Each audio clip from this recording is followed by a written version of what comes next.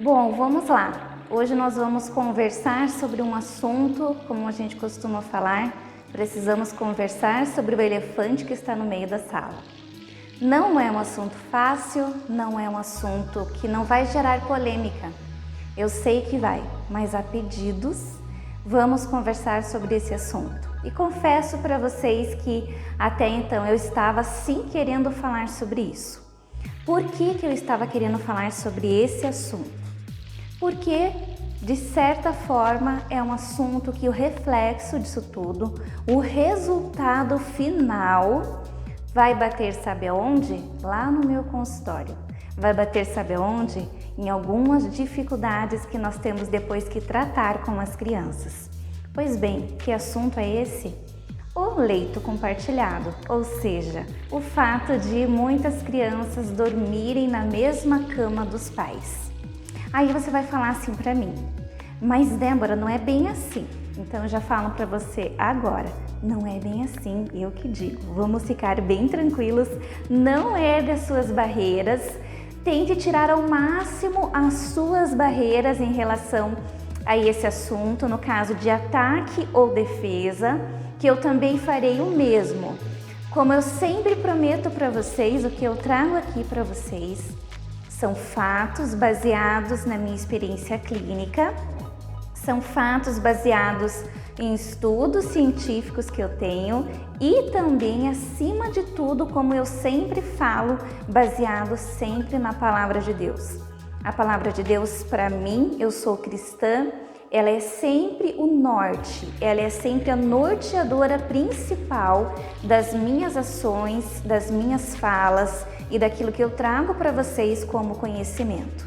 Então, com base nesses três pilares de conhecimento clínico, de conhecimento científico e de base bíblica, nós vamos conversar hoje sobre esse assunto. Eu gostaria de falar o mais tranquilamente possível, para que você possa receber isso que eu vou falar de forma tranquila também, para que não seja agressivo, para que não seja algo ríspido de ser recebido. Então eu quero do fundo do meu coração que a minha fala hoje seja a mais eficiente possível para que você consiga entender e, se necessário for, fazer algumas alterações e algumas mudanças na sua família, ok? Então nós vamos partir de um princípio aqui, vamos colocar alguns diferenciais aqui na nossa fala. Eu não estou falando em casos de exceção. Quais são os casos de exceção? Crianças que estão doentes, crianças que precisam de um cuidado durante a noite específico. Não estou falando desses casos. Também não estou falando dos casos de que de vez em quando acontece da criança ter um pesadelo, ficar com medo e correr para a tua cama. Não estou falando disso. Não estou falando também de noites especiais, onde a família programa uma noite especial de cinema na cama dos pais e da mãe e passarem a noite juntos. Não estou falando, isso são casos especiais, são opções da família em casos especiais, são exceções. Não é sobre isso que eu vou falar. Qual foi a mãe que nunca acordou no meio da noite com um serzinho pequenininho, sem fazer barulho, te olhando? Eu sempre me assustava. Sempre. O meu levantava no meio da noite, às vezes, com um pesadelo, com sonhos, que é super normal na fase da infância. Ia na beira da cama e ficava me olhando, até eu acordar. E quando você acorda no meio da noite com um serzinho te olhando, o que você faz? Você grita de medo, você grita de susto. E assim, várias e várias vezes eu acordei durante a noite com o meu pequeno do lado da minha cama falando: mãe, eu sonhei, mãe, eu tive um pesadelo, ou mãe, eu tô com dor de barriga, mãe isso, mãe aquilo. E ok, tá tudo certo, isso faz parte da maternidade, faz parte da infância, e foram assim muitas e muitas vezes. Aconteceram vezes que ele fez isso e ficou quietinho, não falou nada, simplesmente se enfiou debaixo da coberta, a gente nem viu que ele estava ali, ele terminou o resto da noite dele ali. Mas como eu falei, esses são momentos de exceção. Agora nós vamos falar dos fatos que são corriqueiros e sistemáticos dentro de uma família. aquilo que se torna normal, aquilo que a esposa e o marido, aquilo que os pais decidiram que era para ser assim e fazem acontecer dessa forma. Ou seja, desde que a criança nasceu até o momento que ela decide sair daquele ambiente, ela permanece no leito da mãe e do pai. Aí nós estamos falando de famílias que decidem dormir todos juntos. É esse o fato. E eu, como profissional, eu vou contar um pouco dessa experiência para vocês, do que eu vejo, qual é o resultado de tudo isso, qual é a consequência para a criança dessa decisão do pai e da mãe, ok? Então, muitas vezes, e não foram poucas vezes, as crianças chegam no consultório com algumas dificuldades, trazendo dificuldades na aprendizagem, dificuldades em relacionamentos sociais, dificuldade nas emoções, uma série de dificuldades. E muitas vezes a gente atribui toda essa dificuldade à falta de maturidade. Por exemplo, uma criança que tem uma dificuldade para aprender, ela precisa ter uma atitude, ela precisa ter uma conduta diante da aprendizagem. E a conduta que se espera dela diante da aprendizagem é que ela seja ativa, que ela tenha autonomia, de que ela tenha atitude frente à aprendizagem. E atualmente, mais do que nunca, aparecem para nós, dentro de consultório, crianças que não têm autonomia, crianças que não têm essa atividade, que ela não é ativa frente à aprendizagem, ela não tem essa autonomia para que ela possa buscar o conhecimento e aprender. Ok, mas você vai falar assim para mim, não, mas Débora, isso aí é normal, pode acontecer. Pode acontecer. Só que o que acontece na maioria das vezes é que quando nós vamos fazer a anamnese é aquela conversa entre o profissional e os pais, onde a gente vasculha tudo da vida da criança, desde a gestação, se ele foi desejado, se não foi, se a família planejou, se não planejou, como foi essa gestação, como foi a hora do nascimento, como foi o parto, como que foi aquele momento que você pegou teu filho pela primeira vez no seu braço, qual foi o sentimento, como era essa criança, como eram os costumes. E assim a gente vai falando. E os pais também. Então eu vou perguntando e os pais vão falando.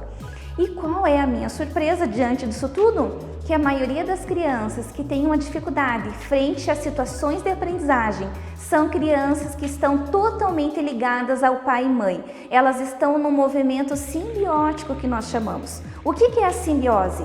A simbiose, para quem já assistiu aquela live que eu fiz falando dos modelos familiares, vai lembrar do que eu estou falando. A simbiose é um movimento que acontece entre mãe e filho desde o nascimento até o momento que a criança se percebe como um indivíduo diferente de pai e mãe. Então tem um momento, acho que é um momento até 1 ano, 1 ou 2 anos, 1 ano e pouquinho, que a criança se vê como o mesmo indivíduo. Ela é misturada com a mãe, ela é misturada com o pai.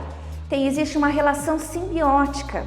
Por isso que é muito difícil tirar um bebê do colo da mãe, por isso que algumas crianças são difíceis ir com outras pessoas, porque para ela está deixando parte do corpo dela para trás, que é a mãe. Então a criança ela se vê como a extensão do braço da mãe. Ok, então qual é o problema disso tudo? É que quando nós mantemos uma criança sempre no nosso meio, sempre numa relação simbiótica, nós estamos perpetuando na criança a sensação de simbiose, a sensação de que eu preciso sempre estar com meu pai e com minha mãe, de que eles vão fazer por mim aquilo que eu não consigo. Aí nós vemos muita falta de autonomia, a falta de posicionamento frente a uma situação de aprendizagem ou frente a uma situação social. Uma criança, por exemplo, que está dormindo no meio do pai e da mãe, é uma criança, por exemplo, que já está na escola e que continua nesse leito compartilhado, é uma criança que vai ter dificuldade sim na parte social.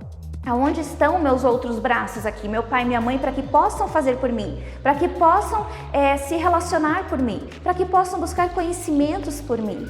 Então, o que acontece com uma criança que está dentro desse movimento de leito compartilhado desde que nasceu? É uma criança que sim, ela terá, e aqui eu posso afirmar para vocês, que ela terá sim uma falta de autonomia, uma falta de maturidade emocional e social e também cognitiva. Porque o ser humano, ele é integral, ele está todo ligado. Não tem como uma criança ser imatura emocionalmente e socialmente e estar madura cognitivamente. Não tem, porque ela é um ser que está ligado em todas as suas dimensões.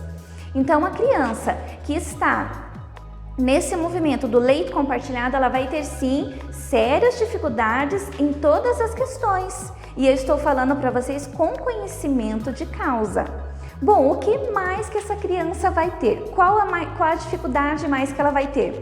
Eu até fiz pontuações aqui nesse papelzinho que eu colo aqui embaixo para eu não esquecer em nada para vocês aqui do que eu gostaria de falar.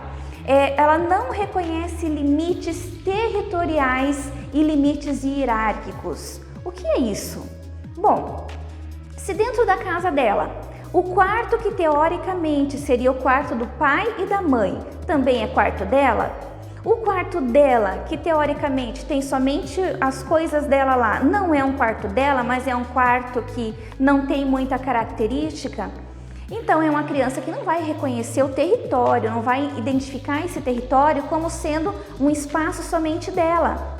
O espaço que antes era de pai e mãe, o quarto do casal, é dela. E aí, para você, como para mim, pode até soar estranho isso. Como assim o quarto do casal, o quarto do marido e da mulher, o canto deles, agora passa a ser compartilhado com uma criança? É um tanto quanto esquisito. É um tanto quanto esquisito.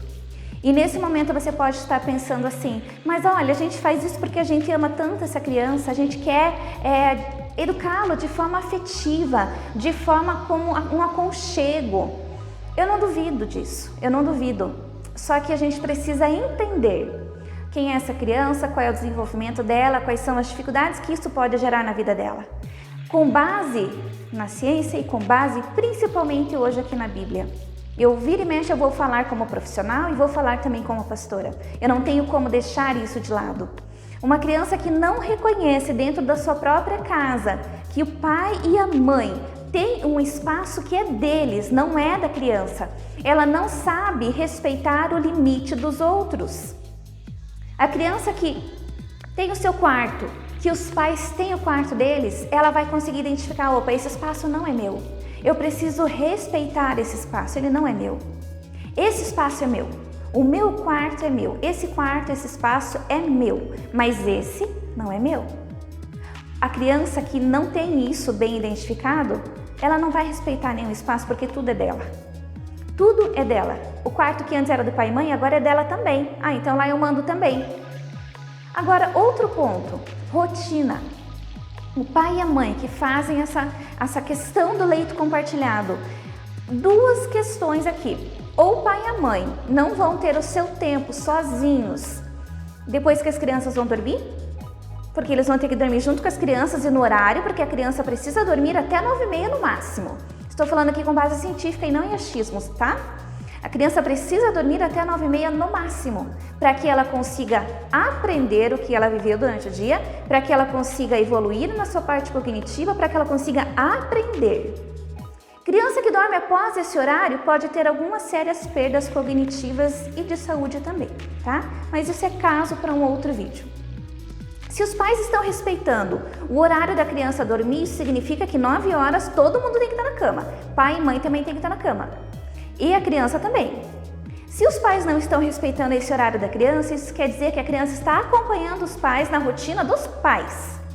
Eu sei de casos que a criança fazia o leito compartilhado com o pai e a mãe. O pai e a mãe trabalhavam até altas horas da noite para cumprir todo o planejado que eles deveriam fazer. E a criança estava onde? Junto com o pai e com a mãe. Até 11 horas, meia-noite, 1h da manhã, 2h da manhã. Você acha isso correto? Você acha isso certo? Porque daí a criança só vai dormir enquanto você vai dormir. A hora que você decidir dormir, a criança vai também. Se ela não tem o espacinho dela. Diferentemente da criança que tem o espaço dela, que tem o quarto dela, que tem o horário dela, que tem a rotina dela. Vamos deixar bem pontuado aqui que rotina de pai e mãe é uma coisa, rotina de criança é outra. Não tenho como casar essa rotina e falar vamos todos dormir no mesmo horário ou vamos todos ficar acordados até que todos terminem as suas tarefas. Isso não tem base nenhuma para que seja feito dentro da sua casa. O que mais? Deixa eu ver o que mais que eu coloquei ali. Falta de autonomia, falta de maturidade emocional e cognitiva, dificuldade frente aos desafios de aprendizagem. E agora, para fechar a questão aqui da criança, nós vamos perpetuar um sujeito infantilizado. Eu sei de casos de crianças de 5, 6, 7, 8, 10, 15 anos que dormem com os pais. E eu não sei em qual mundo que isso foi dito, que é normal, gente. Eu não sei em qual mundo. Isso deixa o sujeito infantilizado para sempre. Ele não tem nunca o momento dele. Os pais nunca têm o momento deles sozinhos. Sempre tem um intruso no ninho. Sempre tem alguém que não faz parte daquele leito. Não faz parte do leito conjugal. Não faz parte da cama do casal. E aonde foi, em qual momento que nós aceitamos, achamos normal e ainda não aceitamos críticas em relação ao leito compartilhado? Me perdoem, meus amigos, me perdoe quem está assistindo esse vídeo, mas tem coisas que é difícil engolir e que as pessoas estão engolindo porque é a moda do momento, porque alguém que acha que tem alguma autoridade na área está falando que é legal. É legal fazer isso. Agora eu vou contar para vocês, um parênteses aqui, que uma das pessoas que mais difundem esta prática em família é uma pessoa que eu atendi. É uma família que eu atendi, é uma família que eu conheço os pormenores. E essa pessoa está difundindo largamente os conceitos do leito compartilhado. Eu sei os resultados que ela teve. Eu sei o resultado que a criança teve. Eu sei o final que o casamento teve. Eu sei aonde ela foi parar porque ninguém aguentou tudo isso.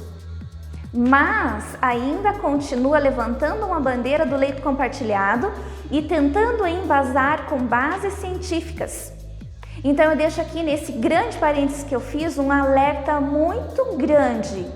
Cuidado com os profissionais que vocês estão seguindo e fazendo a criação de filhos de vocês, achando que seguindo esses profissionais vocês estarão certos. Muito cuidado, muito cuidado.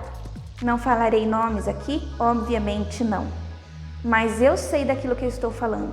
Eu sei quais foram os resultados desta prática na vida desta profissional em específica que está fazendo isso amplamente na sociedade.